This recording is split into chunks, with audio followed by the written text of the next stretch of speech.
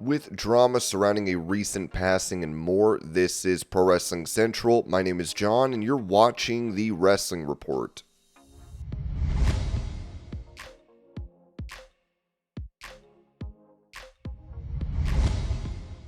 Giving his thoughts on the WWE stars that departed the company after not having their contracts renewed, Booker T noted on his Hall of Fame podcast, "You know what? No, it didn't catch me off guard at all, man. I mean, that's the one thing." And I hear a lot of people, say, I was just like, one comment was like, WWE releases are weird, man, they shouldn't do people like this. All kinds of comments. I've been a part of WWE now, for a very, very long time. And every year, especially after WrestleMania, there's a list that comes out. Guys get cut. This is not something that's brand new or anything like that. Do you want to be on that list? Of course not. Of course not. But this is a business, and that's one thing that you better always keep in the back of your head, that you might be getting let go sooner or later. I'm going to tell you right now, I've been planning to get that note for about 20 years. When it happens, I'm going to say, man, I appreciate everything y'all have done, and I'm going to move on. And it seems like it's a lot of bitterness about getting let go. I get that too, but I'm going to tell you right now, every job that you work at, I don't care what it is, there's going to be a chance that one day they're going to come to you and say, hey bro, it's time to wrap it up. It's just that simple. Just because you get released now doesn't mean that that's the end of your WWE career. We've seen Drew McIntyre is the best example. Zelina Vega, another example of someone who gets released and now look at where they are.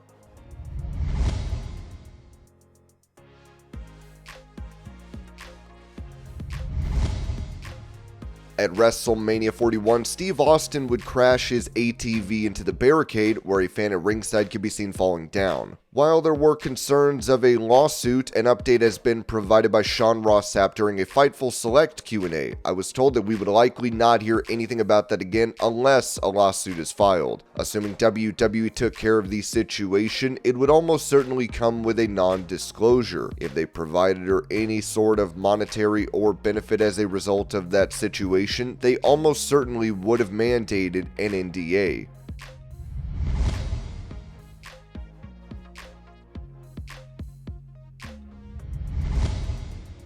The wife of Jake Roberts revealed that the Snake was having surgery, writing on Instagram, "Jake's going in for heart ablation surgery this morning, calling all prayers warriors. Good vibes and well wishes are welcomed and appreciated."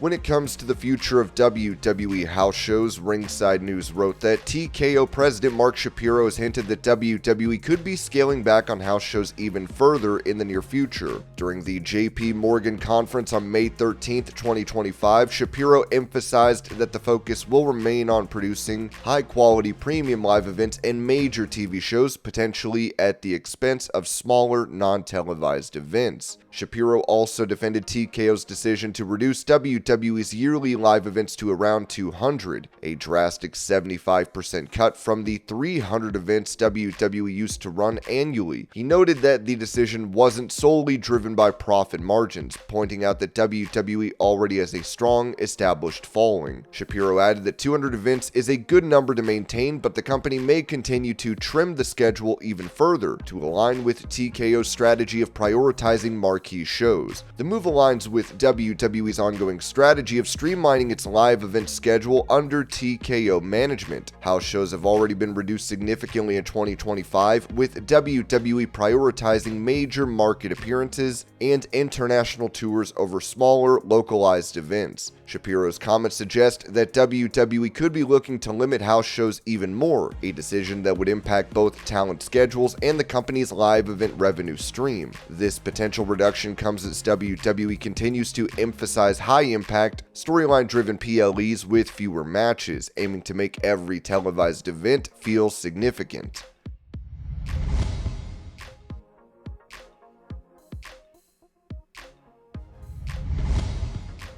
With the tragic passing of the legendary Sabu, his final match for GCW against Joey Janela has been under scrutiny. On the night of the show, April 18th, Sabu arrived late, but ultimately made it in time for the match, with his opponent Janela telling Uncrowned days after the event, "I was fairly confident that he was fine. I was kept in contact with him, and he has a team of people around him, guys this time. They were all saying he was ready to go, that he was going to the gym, that he was on a training program. I believed them until the day of the show.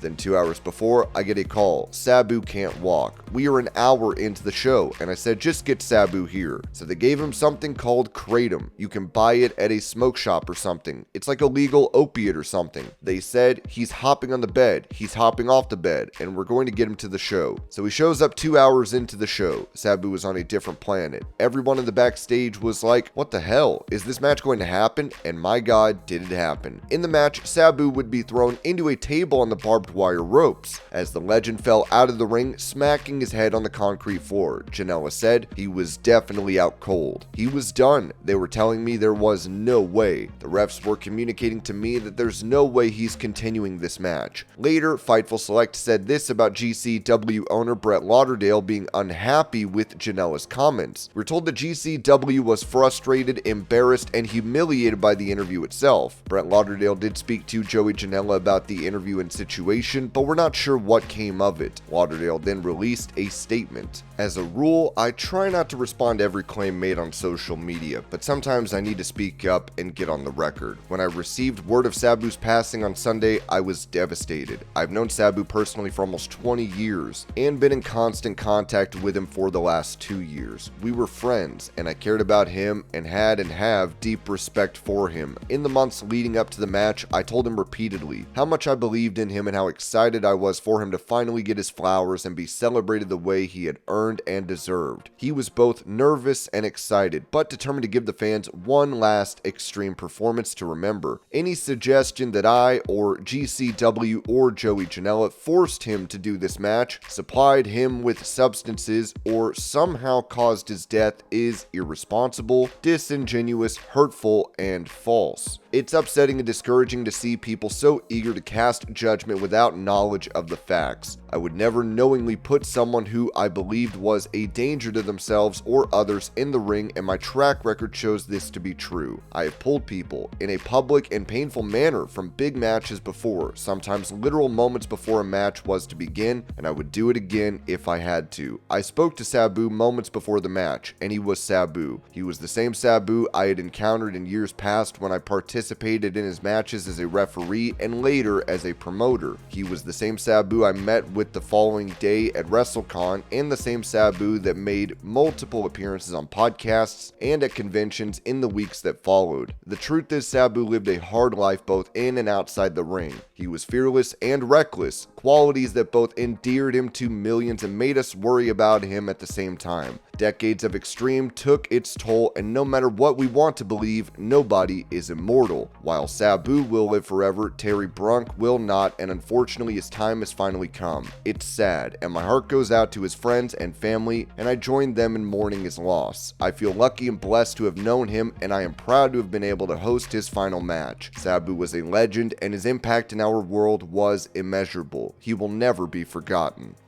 And this was your pro wrestling news update. I hope you're all having a great day. Thank you so much for watching, and I will see y'all later.